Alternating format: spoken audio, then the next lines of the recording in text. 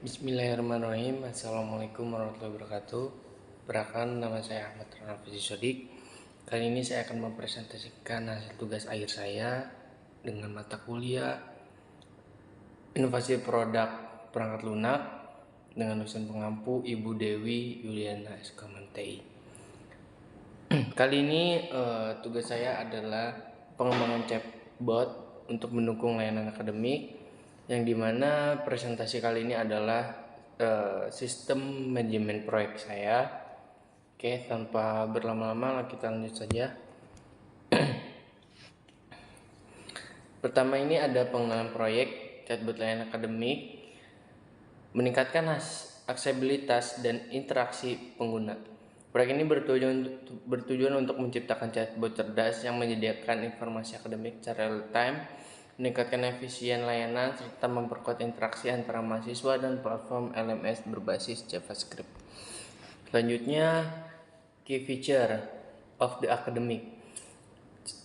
Yang pertama itu ada chat UI, yang kedua itu ada NLP, dan yang ketiga itu ada LMS integration. Nah, chat UI ini adalah suatu kolom chat user interface yang diberikan dari sistem ataupun yang dibuat oleh user kepada konsumen gitu. Nah, terus yang kedua ini ada NLP detection. Nah, NLP ini Natural Language Processing sebagai penunjang untuk memberikan feedback jawaban yang natural gitu.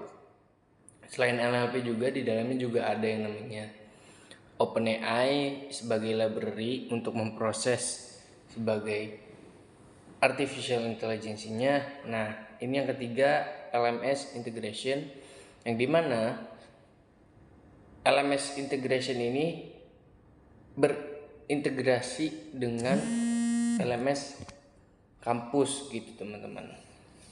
Selanjutnya, nah ini ada arsitektur sistemnya. Yang pertama itu komponen UI chat dan mesin chat. Komponen UI chat yang terintegrasi dalam LMS menawarkan pengalaman interaktif. Pengguna dapat berkomunikasi dengan chatbot secara langsung, mendapatkan informasi akademik dengan cepat dan efisien. Mesin chat bertanggung jawab untuk memproses percakapan dan mendeteksi niat pengguna, memastikan respon yang relevan dan akurat, meningkatkan kepuasan pengguna dalam layanan akademik. Selanjutnya ini ada timeline dari week 1 dan week 5. Selanjutnya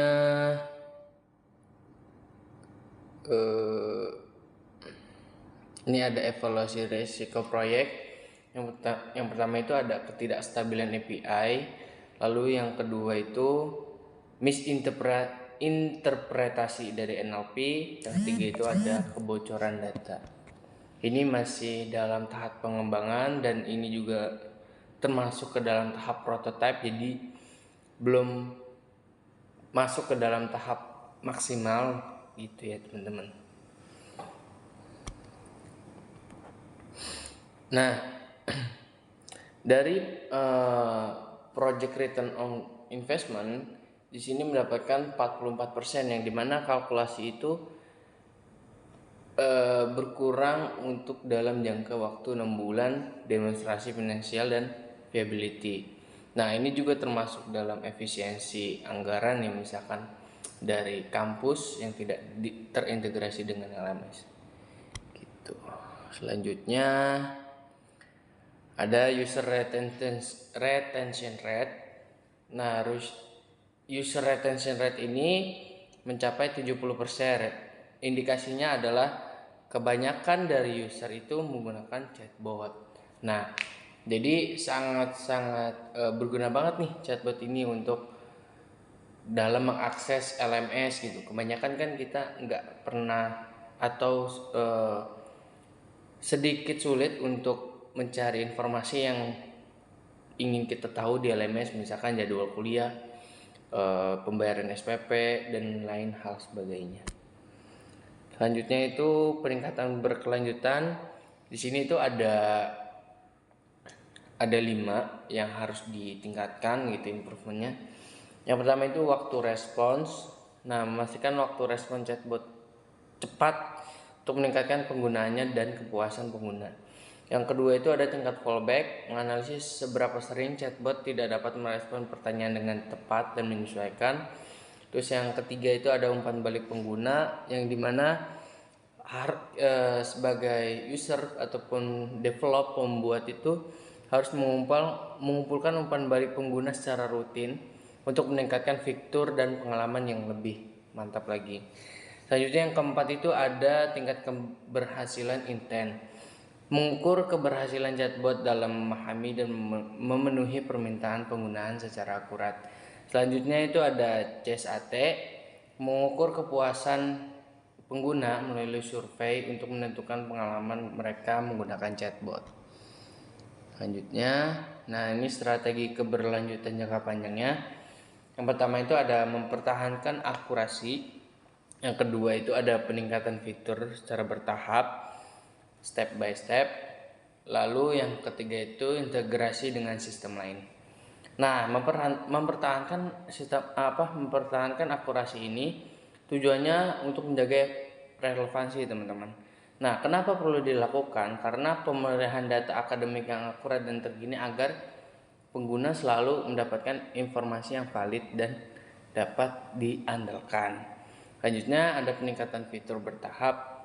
Nah, peningkatan fitur secara bertahap memungkinkan chatbot untuk melakukan percakapan multi langkah, memberikan rekomendasi otomatis, dan mengingatkan tugas kepada pengguna sesuai kebutuhan mereka.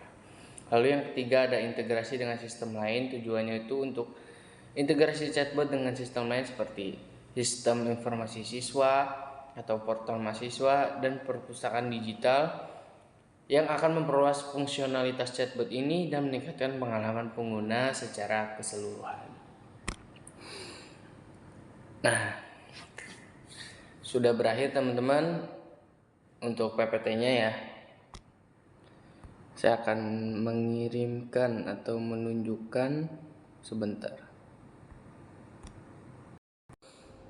Oke, baik, dilanjut teman-teman. Nah, ini file PDF perencanaan proyek inovasi saya dengan judul pengembangan chatbot cerdas untuk mendukung layanan akademik pada learning management system berbasis JavaScript. Nah, ini nama proyeknya. Lalu tujuannya adalah untuk membangun chatbot berbasis web yang terintegrasi dengan LMS untuk membantu mahasiswa, dosen mengakses informasi akademik, jadwal, nilai, tugas, pengumuman secara cepat, real time, dan interaktif menggunakan. Fiturnya ini ada chat UI di LMS, ada NLP Intent Detection, integrasi API LMS, autentikasi dan keamanan dasar, fallback respon, log percakapan, dan analitik sederhana. Nah, ini timeline project saya dari minggu 1 sampai minggu ke-6. Oke, nah ini resource-nya dalam kebutuhan project inovasi manajemen proyek ini.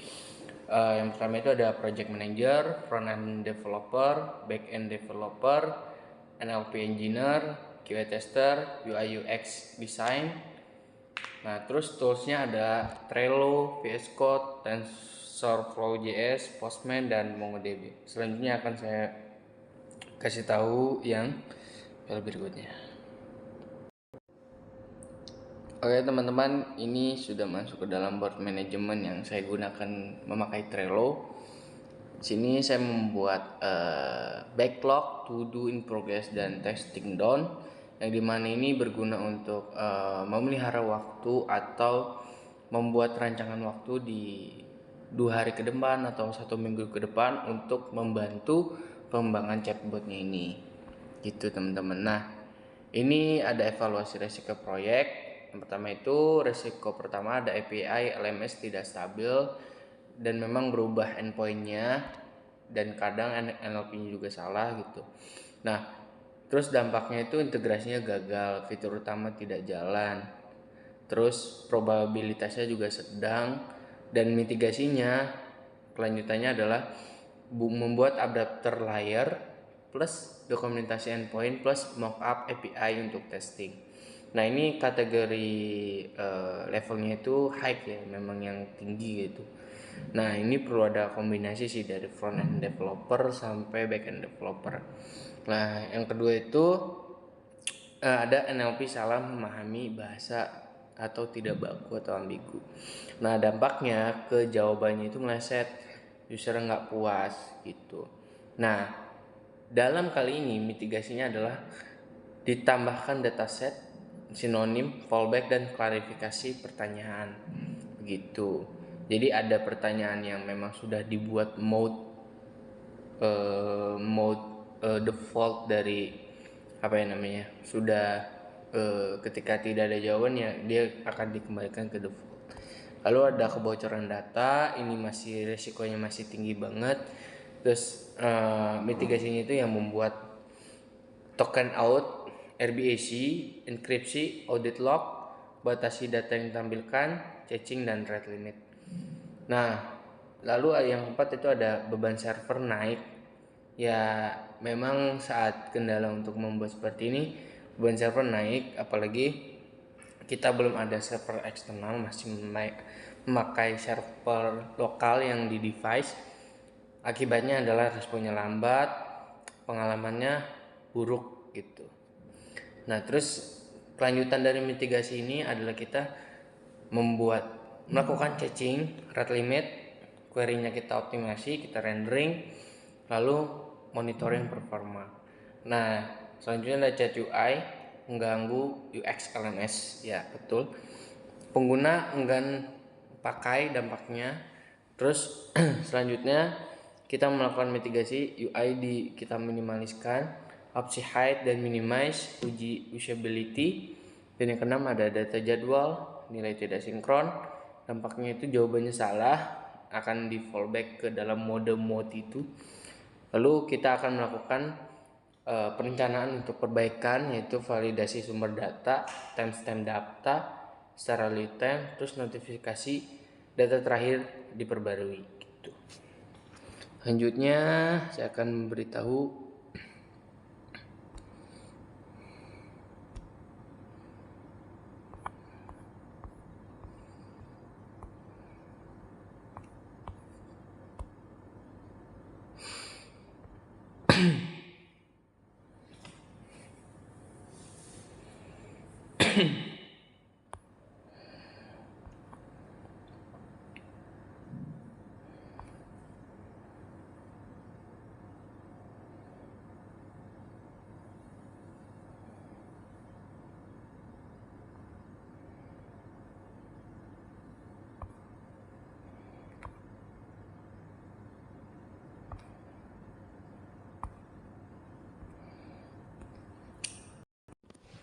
Oke teman-teman, ini adalah ROI, return of investment-nya apabila LMS ini apabila chatbot ini terintegrasi dengan LMS, maka udah ada perhitungannya. Nah, di sini perhitungannya developer, QA, dan tools sampai tools itu total BE 5 juta.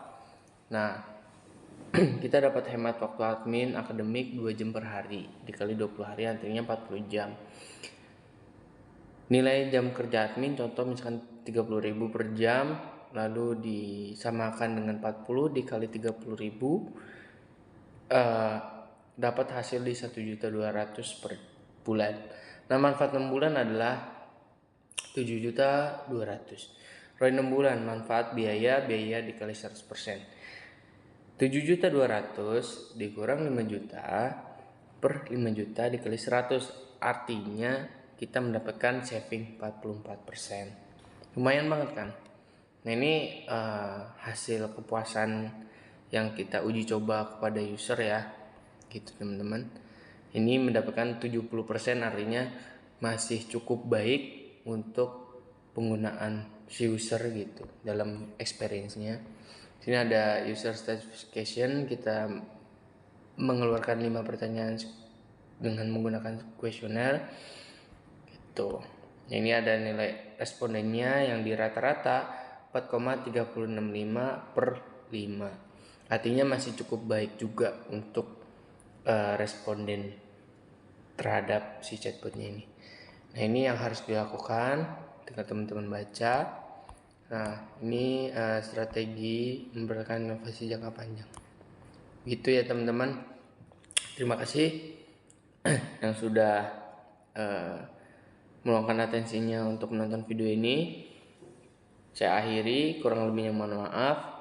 Wallahul muwaffiq ila aqwamit thoriq. Wassalamualaikum warahmatullahi wabarakatuh.